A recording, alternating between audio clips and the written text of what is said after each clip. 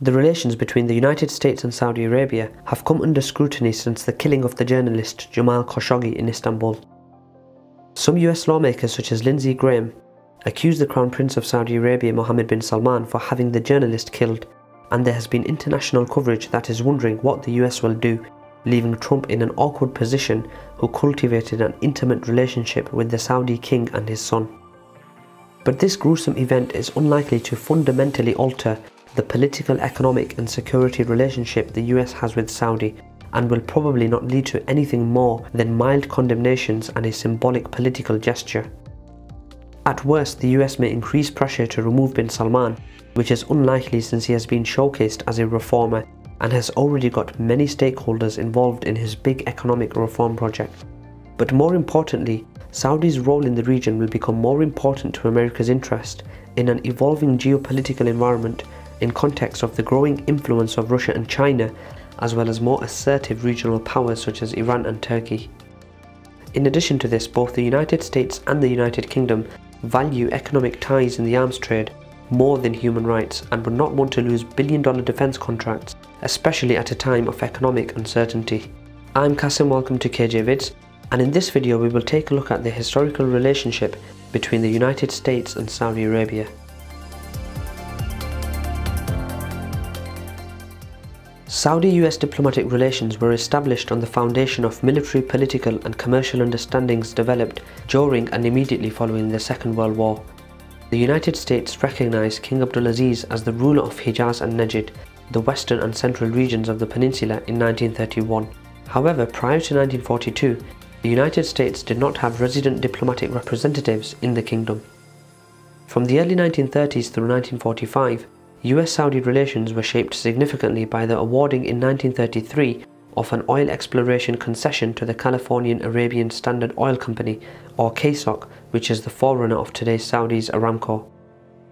KSOC's discovery in 1938 of substantial oil reserves in eastern Saudi Arabia and subsequent private and public US efforts to manage and defend oil production operations during the war years led to a deepening of bilateral relations. The United States gradually replaced the United Kingdom as chief external political and economic supporter of the Saudi government during this period.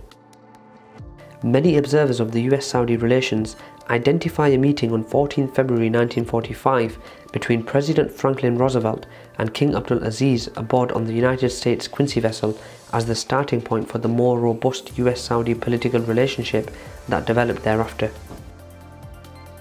The construction of US military airfield at Dhahran and the provision of US military planning and training assistance from the mid-1940s onward formed the basis for bilateral military cooperation during the early post-war era. Aramco operations and oil exports, US contributions to the establishment of the Saudi financial system, and the involvement of US contractors in the development of the kingdom's infrastructure were the key pillars of bilateral economic and commercial relations during this period. Saudi Arabia and the United States pursued some common national security objectives from the 1950s onward, despite recurring differences of opinion over regional issues, the most significant which was the Arab-Israeli conflict. The Saudi and US governments' divergent responses to Arab-Israeli conflicts in 1948, 1967 and 1973 created conditions that on the surface tested bilateral relations, but nevertheless the Truman, Eisenhower, Kennedy, Johnson and Nixon administrations each viewed the Saudi monarchy as an ally in relation to other nationalist and socialist governments in the region and as a bulwark against the spread of communism in the Gulf region and beyond.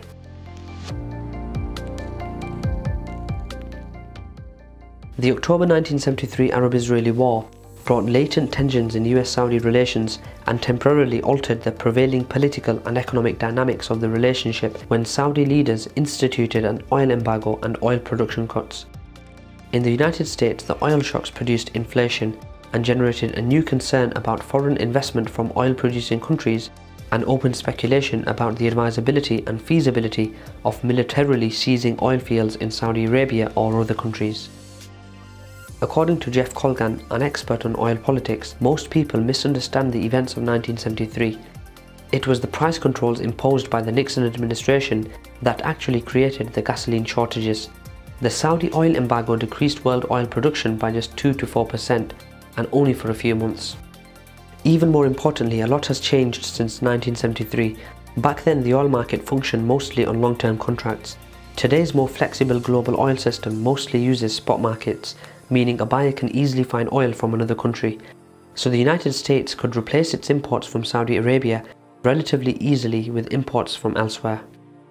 But nevertheless, in the wake of the embargo, both Saudi and US officials worked to re-anchor the bilateral relationship on the basis of shared opposition to communism, renewed military cooperation, and through economic initiatives that promoted the recycling of Saudi petrodollars to the United States via Saudi investment in infrastructure, industrial expansion, and US securities. During the Carter and Reagan administrations, the Saudi government supported anti-communist causes around the world in efforts that often ran parallel to or that were coordinated with US policy.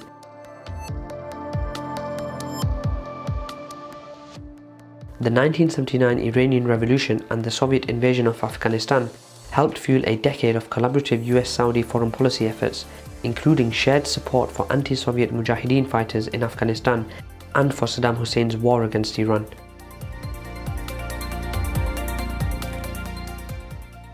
The 1991 Persian Gulf War placed Saudi Arabia in the role of host for US combat troops and military equipment involved in operations to evict Iraq's forces from Kuwait.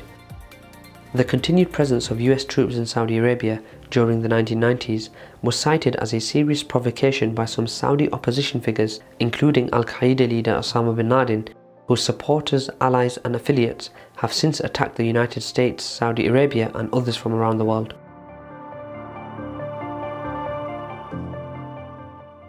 The end of the Cold War eliminated the shared anti-communist interests that had helped define US-Saudi security relations since the late 1940s.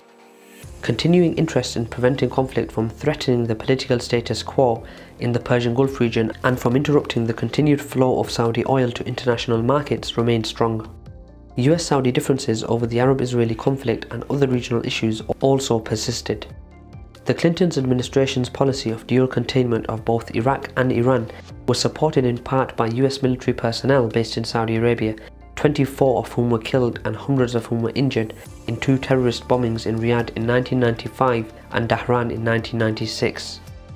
Inside the kingdom, Saudi political activists sought to reopen domestic debates over fiscal policy, constitutional government, and foreign policy that has been largely proscribed by the government since the 1950s and 1960s. Following the 1991 Gulf War, citizens submitted several petitions to King Fahd calling for reform, and several Islamic opposition figures who were critical of the Saudi government were imprisoned. The pan-Islamic solidarity movement that drove Saudi involvement in Afghanistan during the 1980s continued to inspire international activism among Saudis as private Saudi citizens, Saudi government charitable committees, and international Islamic charity organizations based in the kingdom funneled financial and material support to a range of Muslim groups around the world. This included support for entities and individuals engaged in or victimized by nationalist conflicts in Chechnya, Afghanistan, Bosnia, Kashmir, Kosovo, and the West Bank and Gaza. At times, this support complicated US policy in those regions and whether directly or indirectly contributed to the development and sustainment of a transnational network of violent activists, some of whom were affiliated with Al-Qaeda. US policymakers' concerns about these trends predated the September 11 attacks, as evidenced by Clinton administration's efforts to secure Saudi cooperation with regards to Saudi detainees and citizens suspected of supporting international terrorism.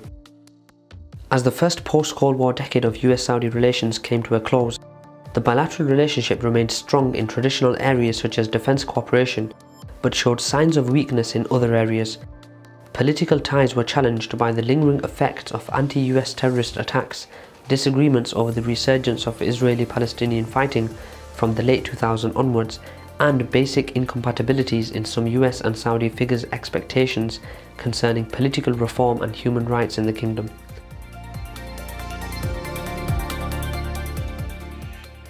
The participation of 15 Saudi nationals in the 9/11 attacks kindled strong criticism in the United States of Saudi involvement in terrorism or Saudi laxity in acting against terrorist groups.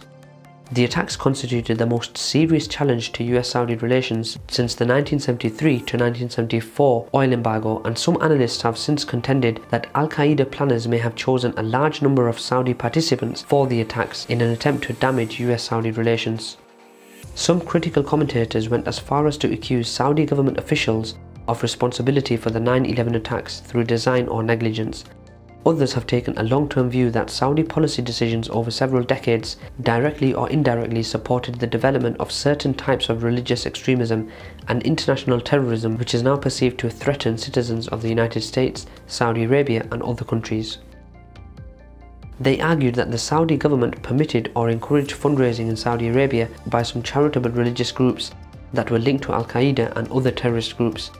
This trend emerged as an outgrowth of a pan-Islamic solidarity movement in Saudi Arabia that began under King Faisal in the 1960s and 1970s and was embraced by the United States in the 1980s as an asset during the anti-Soviet struggle in Afghanistan. The Saudi government denied any knowledge of involvement with the 9/11 attacks and focused intensely since 2003 on combating Al-Qaeda in the Arabian Peninsula. Saudi officials maintained that they work closely with the United States against Al-Qaeda and its supporters, whose officials on both sides said at the time that they are targeting both the Saudi regime and the United States.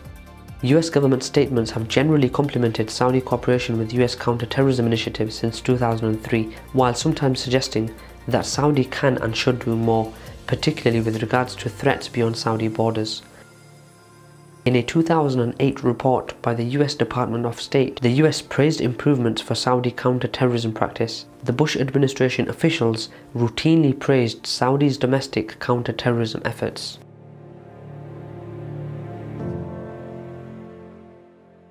During the Obama administration, Saudi and the US developed a difference of opinion which was largely centered around Saudi Arabia's refusal to engage with Iran and the Obama administration's cautions to the kingdom about the civilian toll of the war in Yemen. Saudi Arabia was also dismayed by the lack of US support for ousted Egyptian President Hosni Mubarak, and the kingdom urged a greater US role in toppling Syrian President Bashar al-Assad, whose regime is aligned with Iran. Saudi Arabia was also not included in initial negotiations on Iran's nuclear program, which were conducted in secret in Oman in 2013. Saudi Arabia's intervention in the Yemen civil war in 2015 marked a shift from checkbook diplomacy to a more militaristic posture in the region. Despite concerns about civilian deaths, the Obama administration provided Saudi Arabia with arms, intelligence and aerial refueling to prosecute the war. At the time, analysts viewed the shift in the kingdom's foreign policy as a reflection of the growing power of a new generation of princes and technocrats, solidified in the April 2015 appointment of Mohammed bin Naif as Crown Prince and Mohammed bin Salman as second in line to the throne and Defense Minister at the time. Towards the end of Obama's term, he deferred the arms contract due to rising public opinion regarding the Yemen conflict and the death toll as a result of it.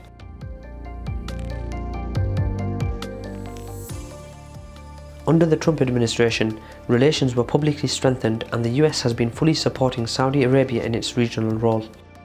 President Trump had maintained an extremely negative view of Saudi Arabia for years before being sworn in as president, saying that he was definitely not a big fan of the kingdom and that the US should not be working to support Saudi terrorists. But this position changed, underlined by an extremely cordial visit that the Deputy Crown Prince and Minister of Defense of Saudi Arabia, Prince Mohammed bin Salman, made to Washington, D.C. In a statement after this meeting, bin Salman's senior advisor's statement touched on the various topics discussed, which included an expansion of economic cooperation, an agreement that Trump's travel ban was justified and was not a Muslim ban, and the two leaders' agreement on the same views on the gravity of the Iranian expansionist moves in the region. On March 19, 2017, just prior to his visit to the kingdom, President Trump notified Congress that he is proceeding with the 3 proposed direct commercial sales of precision-guided munitions technology deferred by the Obama administration, subject to congressional review. Trump then visited Riyadh on his first international trip as US President. The Saudi-US summit focused on cooperation between the two countries on security, economic and regional politics. A deal worth $110 billion was signed that were in the works for a while.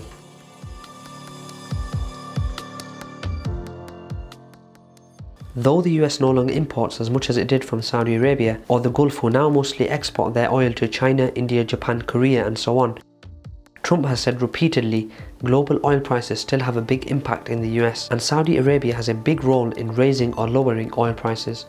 In addition to this, lucrative arms deals are unlikely to be cancelled. And finally, evolving geopolitics in the region will place a greater importance on Saudi's role in the region to protect Western interests as regional powers such as Iran, Turkey and Israel become more assertive, and as China and Russia would welcome any gaps created by a lack of American interest in the region. Thanks for watching another KJ vid. Please don't forget to support our crowdfunding campaign on fundmypage.com or join our Patreon program where you can get perks for our content. You can also browse our book collection on our website kjvids.co.uk. Finally, if you would like to sponsor a KJ video, you can do so via fundmyvideo.com. Thanks for watching again, and see you next time.